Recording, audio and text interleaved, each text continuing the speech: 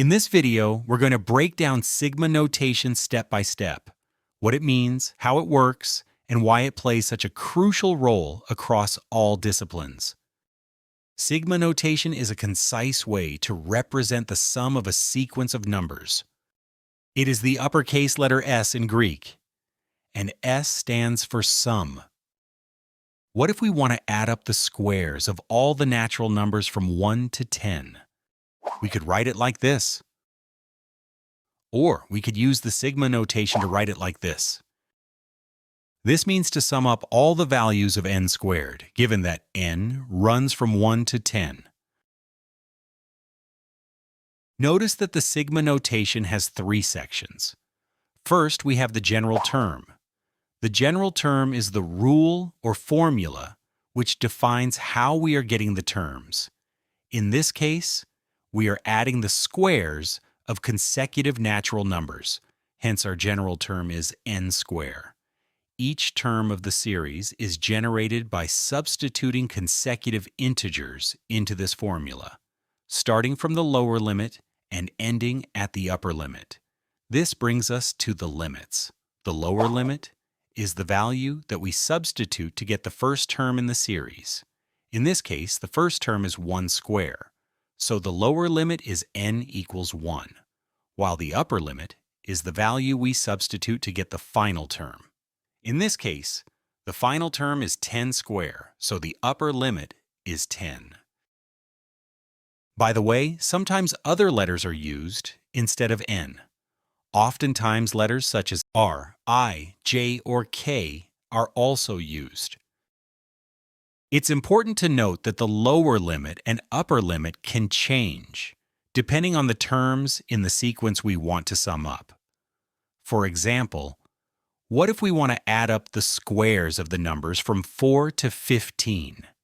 It could be written like this. However, using the sigma notation, the limits would change to n equals 4 for lower and 15 for the upper limit.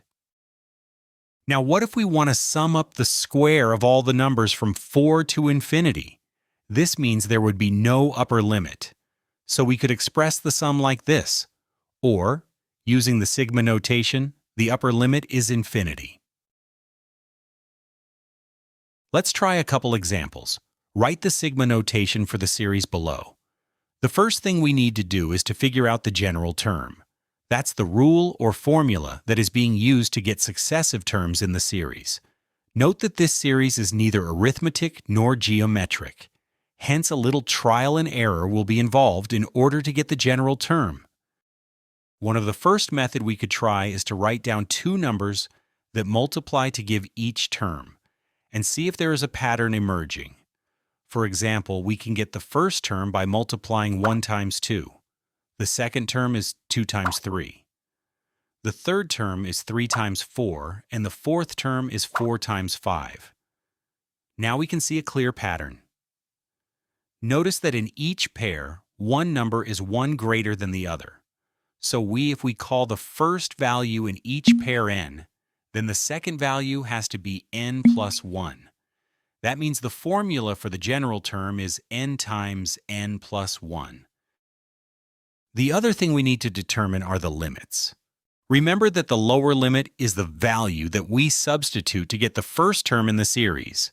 In this case, the lower limit is 1, while the upper limit is infinity, since these dots indicate that the series continues into infinity. Let's try another problem. Write the sigma notation for the series below. Again, the first thing we need to do is to figure out the rule or general term for how we are getting the terms in the series. The numerator for all the terms is 1. Therefore, the numerator in the formula for the general term is 1. The denominator for all the terms seems to be powers of 3, so the denominator for the general term formula would be 3 raised to a power. Let's call this power k, or you could still use n or I, whatever variable you like. The first term is when k equals 1, second term is when k equals 2, and so on.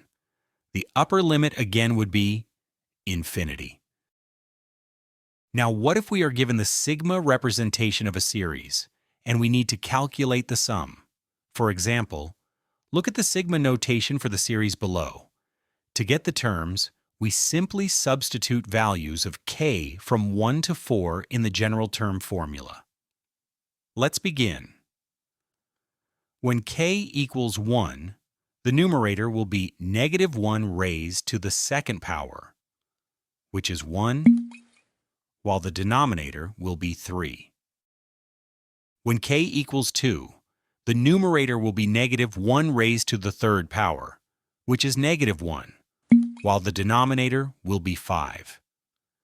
When k equals 3, the numerator will be negative 1 raised to the fourth power, which is 1, while the denominator will be 7. And the fourth and final term is when k equals 4, the numerator will be negative 1 raised to the fifth power, which is negative 1, while the denominator will be 9. We can use a calculator to get the sum to be 52 over 315. We'll close with some basic properties of sigma notation. The first is the case where the general term is a constant, like in this example. There is no variable in the general term formula, so when n equals 1, the term is 5. When n equals 2, the term is also 5. When n equals 3, the term is still 5. And when n equals 4, the term is 5. So all the terms are whatever the constant is, in this case 5. So the summation is always the number of terms n, times whatever the constant is c. So in general, the summation of a constant c is equal to the number of terms n times the constant c. The second property is when the general term is a constant times a variable n. We can simply factor the constant c and put it to the front of the expression.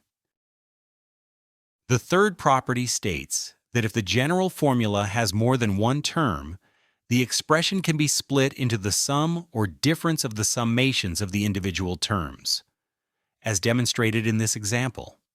The general term is separated as the sum of n squared plus the sum of n. Another property is summation partitioning, as represented in this equation. A summation can be split into two separate parts at any point. For example, let's say we are summing the first 20 natural numbers. We can separate the sum of the first 6 terms from the sum of the last 14 terms. Notice the lower limit in the final notation is 1 greater than the upper limit in the previous notation in order to avoid a term being added twice.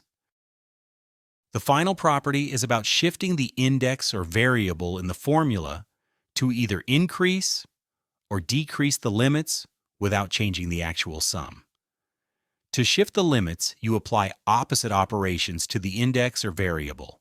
For example, here is sigma notation we looked at earlier. Let's say you want to shift the lower limit up by 2. To make the lower limit now 3, you'll also need to add 2 to the upper limit. However, you must now do the opposite and subtract 2 from the index variable. So we replace n with n minus 2. By the way, let's say instead we wanted to shift the lower limit to 0. We would subtract 1 from both the lower and upper limit, but we'll now have to replace the index variable n with n plus 1. Sigma notation is one of the most powerful tools in mathematics. Master sigma, and you'll unlock the door to higher mathematics. If you found this lesson helpful, like, share, and subscribe to Adobe Math Lab, where we make mathematics clear, visual, and powerful.